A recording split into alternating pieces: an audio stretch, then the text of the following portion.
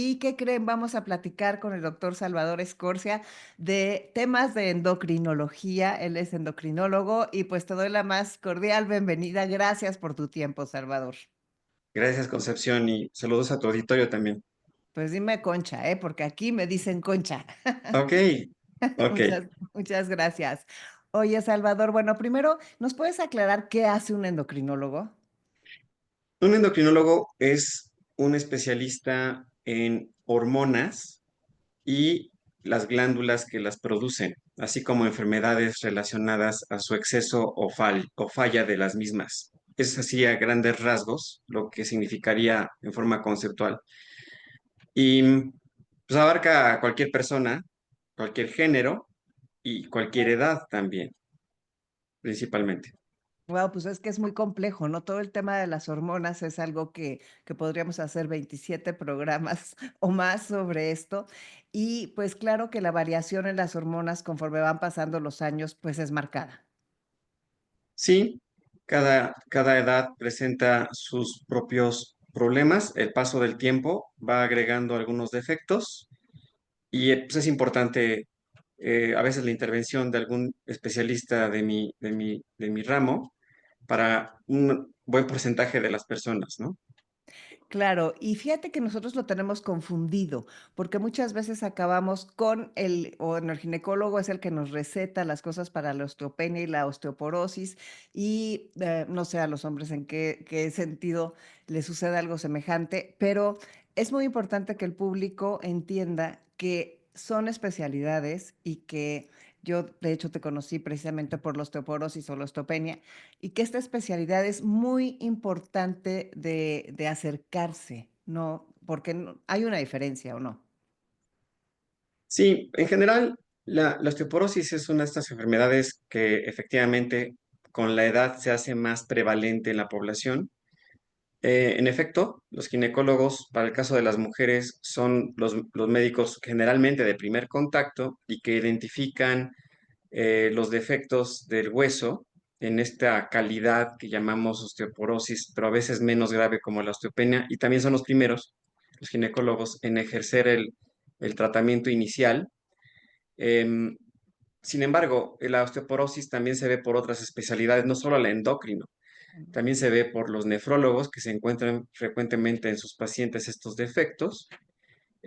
Los internistas como médicos también de primer contacto para muchos casos hacen algo similar de identificación y tratamiento, pero también los endócrinos, al tener que manejar hormonas y sustancias relacionadas al efecto de hormonas sobre la calidad de hueso, también se ven muy relacionados y francamente muy familiarizados con los procesos de calidad ósea en este caso. Sí, antes de entrar al tema de las vitaminas, una última cosa para nuestro conocimiento. ¿Cuáles son las glándulas que producen las hormonas? Hay varias muy conocidas, pero hay más de las que tenemos a la vista después de lo que te mencioné, de lo que mencioné en general, vas a escuchar otras cosas. Por ejemplo, la gente conoce muy bien cada vez mejor la tiroides, evidentemente los ovarios, testículos y la hipófisis que cada vez toma más claridad para las personas en su actuación, de lo que hacen la salud. Pero pues hay otras glándulas más grandes y más pequeñas, por ejemplo, las que producen la cortisona, como son las suprarrenales, son glándulas que están localizadas encima de los riñones, producen cortisona y otras hormonas que controlan sales del cuerpo, sodio, potasio, en fin, producen cortisona y otras que manejan la presión. También hay otras glándulas menos conocidas que manejan el calcio, que están al lado de la tiroides, pero también hay sistemas difusos de producción de hormonas en el cuerpo y otros que, aunque no lo parecen, son también sistemas endocrinos como la grasa. La grasa del cuerpo es el órgano endocrino probablemente más grande que portamos los humanos y pues, como estamos reconociendo cada vez mejor, es un elemento productor de problemas bastante trascendente y cada vez más, y se espera que lo sea al paso de los siguientes años o décadas todavía peor. Hablando de temas de sobrepeso y obesidad, y entonces también el endocrino ve ese fenómeno relacionado a múltiples aspectos. Qué bárbaro, qué interesante. A ver, Salvador, y bueno, el tema que habíamos platicado es, las vitaminas. ¿Qué pasa con las vitaminas ahora que están tan de moda, que las vemos en todos lados y que nos mandan mensajes constantemente y que nos dicen: "Te urge esta y esta y esta y esta", en redes sociales, por ejemplo? Sí, sí, en efecto, el hecho de que estemos hablando hoy es bajo esa solicitud que me habías dado, esa invitación, y mi intención de dar claridad al tema vitaminas, que está pegado al suplementos y otros aspectos de la actuación ahora de múltiples, no solo médicos, sino personal paramédico y hasta influencers o health coaches, ¿no? Sí, las vitaminas son estas sustancias que completan funciones en el cuerpo, pero que el cuerpo no puede producir por sí mismas, tal vez con la excepción de la vitamina D. Todos sabemos que hay vitamina de la A a la Z, como dicen por ahí un eslogan. Sí, las más conocidas y hasta ahorita, entre comillas, más trascendentes, pues son de la A a la E.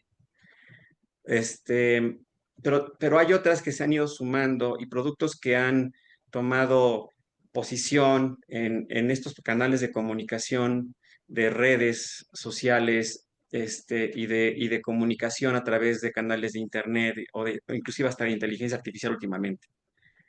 Em, estas sustancias se están usando, en mi opinión, bueno, en mi opinión no, esta opinión que te digo es una opinión informada, evidentemente.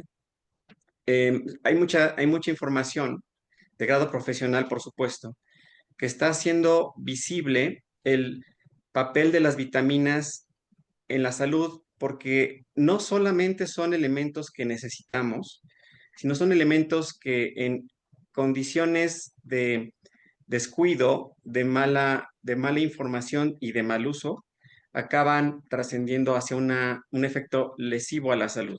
La gente a veces piensa que esto no puede pasar con una vitamina, pero pues si buscamos, por ejemplo, en páginas profesionales de uso médico, claro, donde cuáles son los efectos secundarios y adversos de las vitaminas, nos vamos a encontrar con algunas de ellas superando a algunos medicamentos que podrían ser estigmatizados como menos seguros que las vitaminas y a las vitaminas como ser no lesivas para la salud, ¿no?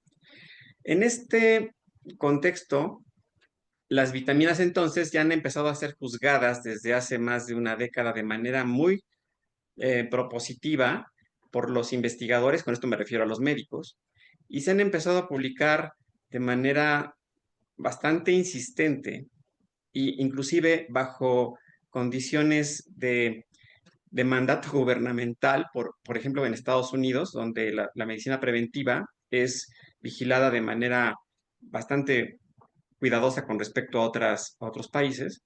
Ellos han mandado a hacer estudios a investigadores de gran talla, de gran reconocimiento, para hacer este tipo de análisis. Y las conclusiones de estos estudios son más que interesantes. Han encontrado, por ejemplo, que las vitaminas en la mayoría de los estudios hechos en personas generalmente identificadas como normales, o sea, sin enfermedades trascendentes, resultan, por lo menos, en no afectar positivamente la salud y en ocasiones también generar daños en el mismo grupo de vitaminas que estoy mencionando, de la A a la E. Especialmente han encontrado problemas con la A, con la E y finalmente con la D, que es de las vitaminas que después de los, por ejemplo, omegas, tiene mucha más venta en Estados Unidos y en Europa. En México, al tener esta pues, vecindad y otras condiciones de educación y de información y de formación para los médicos, estas sustancias, bueno, nos contagian desde el punto de vista mercadológico, pero también no nos dejan de hacer daño como a ninguna otra persona que caiga en el lado negativo del uso de estas vitaminas.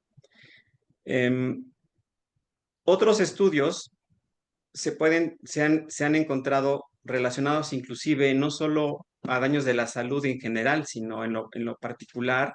Algunas personas son más susceptibles, por ejemplo, hablando de osteoporosis, las personas que tengan un uso descuidado de vitamina A, podrían tener más problemas de hueso Qué horror. y personas con problemas cardiovasculares, o sea, de placas de colesterol, ya sea en cerebro, corazón, otros órganos, porque al final, bueno, las arterias se dañan igual casi en todos lados. La vitamina E podría fomentar daños adicionales en este grupo de la población. En los pacientes renales que empezaba yo a decir hace un momento relacionados con otros aspectos de la osteoporosis, bueno, pacientes renales también son mucho más susceptibles a formar piedras, esas, las que llaman piedras de los riñones, Sí, eh, en el sistema urinario en toda su extensión, o no solamente en los ductos de drenaje de la orina, mencionándolos de manera muy simplista, sino también en el propio riñón, en su propio seno, en sus propios tejidos, ¿no? Entonces, me parece que es relevante que la gente tenga más discreción a la hora de usar alguna idea, primero o concepto, porque finalmente los humanos manejamos todo por conceptos y los conceptos llegan como informaciones a veces generadas no de manera muy responsable. Todo esto que he dicho de las vitaminas sin tomar en cuenta su manufactura. Su manufactura generalmente no se lleva a cabo por empresas farmacéuticas grandes donde los controles de calidades se reconocen mucho mejores que en el mercado de los suplementos que desgraciadamente abarca las vitaminas. Es un mercado diferente, es una manufactura diferente y hay bastantes reportes publicados que han encontrado problemas de sustancias, no solamente por la imprecisión de las concentraciones anunciadas en las etiquetas de los productos, sino se han encontrado incluso más elementos, inclusive indeseables o contaminantes en estas preparaciones que pues gozan de buenas páginas, de buenos difusores de información en cuanto a las personas que se encargan de dar estas perspectivas de uso. Eh, También tienen excelentes etiquetas y precios premium que atraen a diferentes grupos o nichos de económicos de poblaciones hacia el uso de este tipo de cosas, ¿no? Entonces yo creo que no estamos diciendo que no sirvan las vitaminas. Hay personas que gracias a Dios son pocas, que tienen defectos profundos, por ejemplo, en el caso de la vitamina D, tienen defectos, son pocas las personas con defectos profundos de vitamina D, o sea, estamos hablando de concentraciones de menos de... Las concentraciones de vitamina D, hablando solamente en números redondos, van normalmente de 30 a 60 según los márgenes que manejan la mayoría de los laboratorios. A veces es 25, a veces 80 y hasta 100, pero hay una buena cantidad de la población, tiene el 40% más o menos, tienen menos de 30 o de 20, pero solamente el 5 o el 10% tienen menos de 5, que ese grupo es el particularmente susceptible hacia hacia el uso correcto de estas vitaminas. Pero sin embargo, esas personas manifiestan antes de que se les pueda detectar por estudios varias alteraciones en lo que en el caso de la vitamina D, tiene que ver, por ejemplo, con el calcio, la concentración de calcio, de fósforo, la salud de los huesos y otros tejidos. Si es lícito entonces, o es correcto, o es ortodoxo identificar a personas que necesitan vitamina D o vitamina B, que es uno de los defectos que también comúnmente encontramos en la práctica médica y que es prevalente en la población, pero fuera de eso, no hay suficiente información que sustente cuáles son los niveles correctos, por ejemplo, de vitamina E, y se considera que la vitamina E de hecho no debería ser usada actualmente. No tenemos cómo sustentar niveles para otro tipo de vitaminas fuera de la A la D o a la E. Entonces, la D sí tiene un marco de normalidad bastante bien establecido, pero la posición de organismos internacionales médicos como The Endocrine Society y otros no están de acuerdo en estar regularmente midiendo a las personas en sus concentraciones de vitamina D si no hay una justificación al respecto. O sea, están desanimando o incluso manifestándose en contra de mediciones rutinarias de vitamina D. No así para la vitamina B cuando haya, por ejemplo, anemia y se esté investigando algún tipo de proceso del sistema nervioso donde esta vitamina tiene mucho que ver, En la vitamina A, C y S tienen todavía bastante desacuerdo en cómo se debe de medir y en quiénes. Sin embargo, se pueden identificar pacientes bajo la clínica o revisión médica que pudieran ser después canalizados hacia su investigación más profunda con los analitos disponibles. No sé si tienes alguna pregunta hasta aquí. No, sí, clarísimo. O sea, por ejemplo, te enfermas y te dicen toma vitamina C para el catarro o para la gripa. ¿Ese tampoco es algo que sea absolutamente probado? No, de hecho, el sistema inmunológico, ese que todos queremos tener, sobre todo en la pospandemia terrible, y bueno, todavía estamos bajo efectos de coronavirus y nunca hemos dejado de estar bajo influencia de otros virus como la influenza y otros virus respiratorios.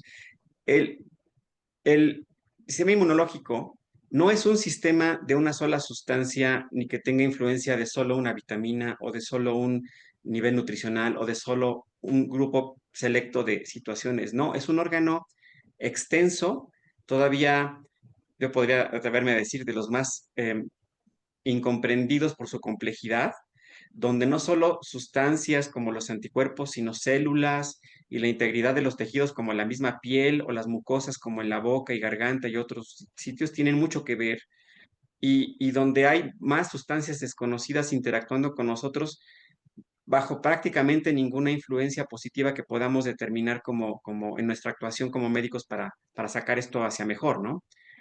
Eh, sí, simplificarlo a la vitamina C es bastante eh, simplista, pero también es en gran parte, en gran medida negativo, bajo lo que mencioné hace unos momentos, pero insuficiente y sobre todo no corroborado, y por lo tanto se volvería irresponsable creer que al estar dotando a las personas de vitamina C sin una buena razón, que solo creer que la inmunidad va a mejorar, es pues muy simplista al final del día, ¿no? Entonces, no es correcto hacer eso, más bien observar el estado nutricional de las personas, comprender sus enfermedades degenerativas, sobre todo en aquellos mayores de 50 o 60 años, tener estabilidad en el ejercicio, en la actividad inclusive mental, y la salud mental tiene mucho más impacto al final del día que solo una vitamina que podría tener consecuencias. Entonces hay que tener más cuidado. Esa es parte de la claridad que quería aportar a tu programa.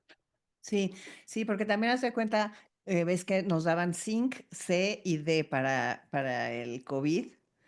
Entonces hay gente que se quedó con la costumbre y sigue feliz con el zinc. Y luego te dan calcio también. ¿Cómo se llama esta cosa? Caltrate D para los huesos. Entonces tiene que ser recetado por un médico básicamente y no tienes tú que andar tomando las vitaminas que te recomienda alguna amiga, alguna red social, etcétera, etcétera, básicamente. O la melatonina, por ejemplo, esa no es vitamina. No, no, la melatonina sí cae, sí es una de las sustancias que se emplea inclusive con indicaciones para ciertos procesos del insomnio, pero no goza de ser una sustancia que sea muy útil en la mayoría de los casos, porque pues, el insomnio, como muchas cosas en el cuerpo, tiene más de una explicación. Y reducirlo a la melatonina en algunas personas funciona, no son las que más, sobre todo en aquellos grados de gran impacto en el sueño. Y no se considera una vitamina, se considera una de estas sustancias secretadas por el sistema nervioso durante el sueño y en algunos casos parece ayudar, pero a una minoría. Esto nos la mete más a esta sustancia en el territorio de los suplementos, pero con un uso bastante más claro que la mayoría de los otros, ¿no? ¿Cuál es la diferencia entre vitaminas y suplementos? Que estás como, ¿si existe o ahí van? Sí, sí existe.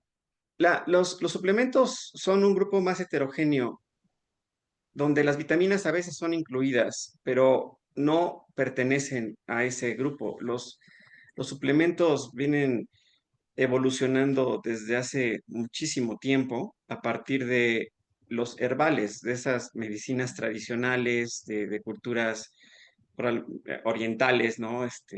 Donde se depuró el uso de estas sustancias, pero que no se difundió hacia la medicina moderna de manera muy eficiente, ya que pues, básicamente ninguna universidad hace hincapié en el uso de estas sustancias, se finca todo más alrededor de la farmacología sintética, de estas cosas que se van generando ya purificadas a partir de lo natural en un principio, pero derivando hacia otras cosas. Los suplementos permanecen en mercados como el nuestro, mexicano, pero en todo el mundo, eso incluye Europa, derivado de varias sustancias, por ejemplo, el ginseng, que creo que es el que más conocen las personas, pero esa misma sustancia, una cosa es que tengas el concepto de para qué puede servir, cada vez tenemos menos usos para él, por cierto, desde el punto de vista formal, si así quisiéramos verlo, y luego viene el con qué me encuentro a la hora de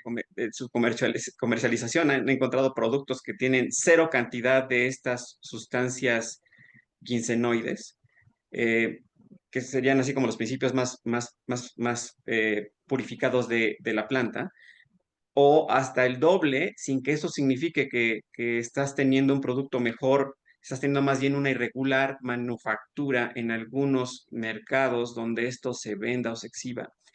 Las auditorías que hacen, por ejemplo, Estados Unidos a muchas de estas industrias de suplementos son a veces decepcionantes en cuanto a la calidad que deberían de entregar al usuario final, al paciente o aquel que quiere favorecer su salud por algún tipo de concepto que le hayan transmitido. Es decepcionante cómo llegan algunas cosas que en ocasiones podrían ser de riesgo para esas personas. Pero en efecto, nadie está adecuadamente capacitado. En México, la herbolaria se quedó un poco detrás, se quedó más bien incluso atendida por la toxicología y no por la medicina, ni la medicina interna, ni la endocrino. Así, la toxicología lo acabó acogiendo más por los problemas que empezaron a dar los productos en su propia naturaleza o la manufactura, como comentaba yo hace un momento, ¿no? Y, y no entran las vitaminas que tienen mucho mejor reconocimiento estructural, estereoquímico, químico, bioquímico, etcétera, y claro, y de uso médico, y que sí reconocemos en las vitaminas, como decía al principio de la plática, enfermedades causadas por su falta, pero ahora también estamos teniendo enfermedades causadas por su exceso. Entonces, los suplementos son todavía más amplios en su número de elementos, mucho menos estudiados desde el punto de vista formal, ya sea por investigadores reconocidos con procesos de investigación correctos, encontrando canales de difusión médica igual correcta, son más amplios, menos comunes, y para eso hay más, es un territorio más árido para la comprensión médica y para los estudios clínicos, entonces. Bueno, qué atentos tenemos que estar. ¿Y tú estás de acuerdo entonces también, como otro tema, la parte del reemplazo hormonal? ¿Eso lo ven ustedes también, los endocrinólogos?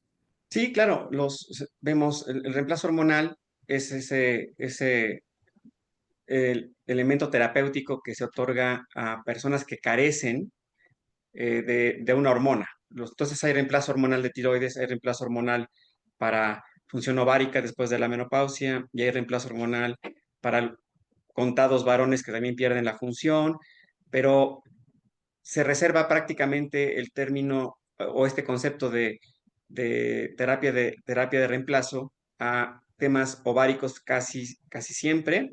Tiene sus propias reglas, hay guías cada año hechas por diferentes organismos médicos y organizaciones o sociedades médicas endocrinológicas y de otra índole, como por ejemplo las de ginecología y fertilidad, etcétera, donde se tiene una más clara cada vez idea de cómo tratar a las mujeres que sí requieran genuinamente los reemplazos hormonales.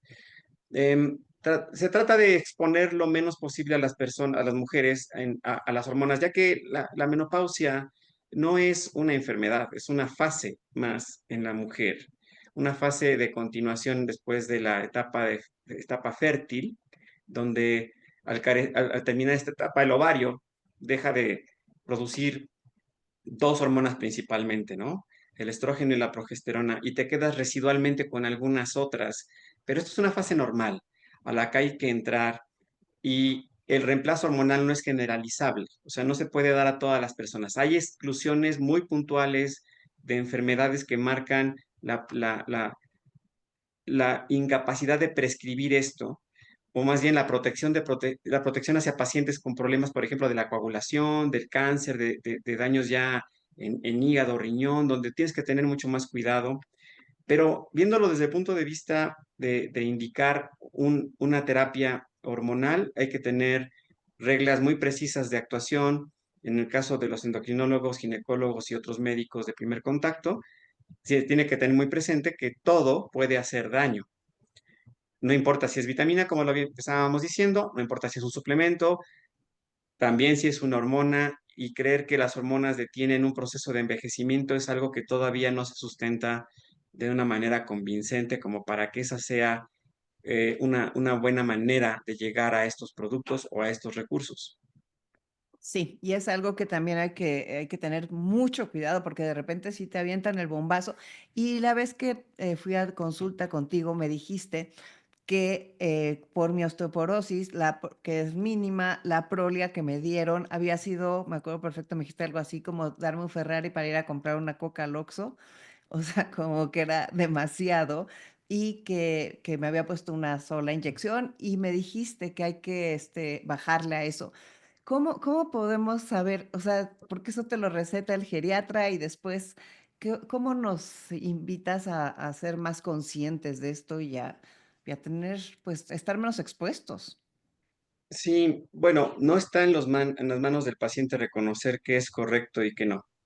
Más bien, el llamado tendría que ser hacia la cuidadosa prescripción de los medicamentos. Todos los medicamentos, o más bien todas las enfermedades, tienen una diversidad de tratamientos dependiendo de su complejidad, dependiendo de su severidad, y esa escala de tratamiento aplicada a la severidad es una correlación que solo puede hacer un médico. Entonces, pues nos queda esperar estar con las personas correctas, con el conocimiento correcto y la intención correcta. Ahora, también la intención cuenta, así como en diferentes ámbitos del quehacer humano y de los oficios y artes y profesiones encontramos muchas intenciones de actuación para con nosotros. En el médico no existen esas excepciones tampoco. O sea, el médico también sigue siendo un humano y sigue teniendo errores, pero también intenciones e intereses diferentes a la hora de prescribir cosas. Esto es muy complicado.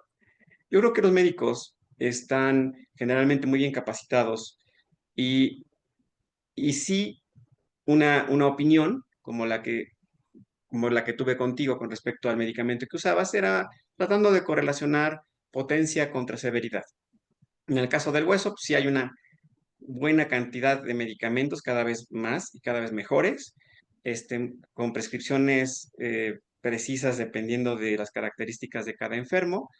Y, y sí, a veces no hay que dar lo más potente con la finalidad de, tal vez con muy buena intención, pero deberíamos, se tiene que tomar en cuenta todo, los efectos secundarios, los efectos adversos, la posición del paciente, el costo de las cosas hoy día también cuentan, y eso va haciendo que tú modeles tu actuación inclusive tropicalizándola donde te encuentras, ¿no? No es lo mismo prescribir esto, no sé, en una persona que tenga seguro médico con una que no lo tenga, ¿no?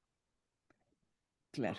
Entonces, pues, básicamente es lo que yo digo es que tenemos que hacernos responsables de nuestra salud, hacer muchas preguntas, estar al día, leer lo que podamos. Digo, no vamos a hacernos médicos, definitivamente, pero, pues, personas como tú que nos vienes a hablar y a decir esto al programa, realmente, te agradezco mucho que todo lo que nos enseñas. No sé si quisieras decirle un último mensaje a la audiencia, o sea, que te digo que somos personas de 60 en adelante, algo que deberíamos de cuidar o hacer especialmente.